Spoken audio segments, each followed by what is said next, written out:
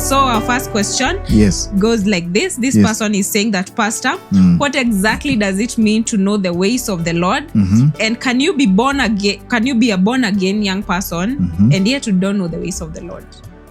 So to know God's ways, really in simple terms that everybody can understand, is to know God's ways simply means to understand God's way of looking at things. Yeah.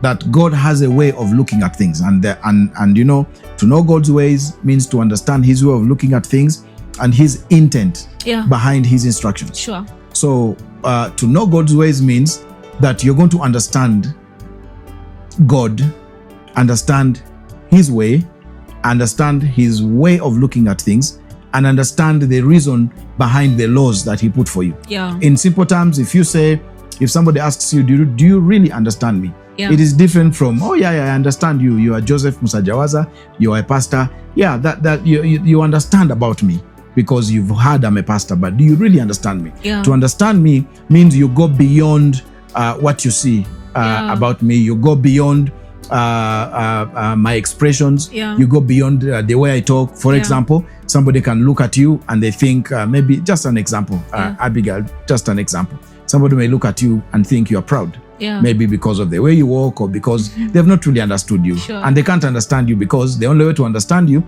is to spend time with you and see beyond what they see. So is it possible that you can be born again and you don't know the ways of God? Absolutely. It's very possible.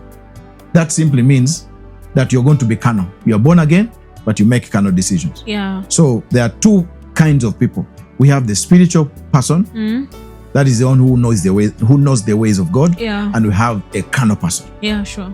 Carnal person is one who makes decisions based on sight, based on the five senses. True. What they feel. Yeah. I feel like, so they decide. What they think. What they think. Oh, I think like, then they decide. That's carnality. A spiritual man will pause a bit and say, what is God's way in this matter? What does God think?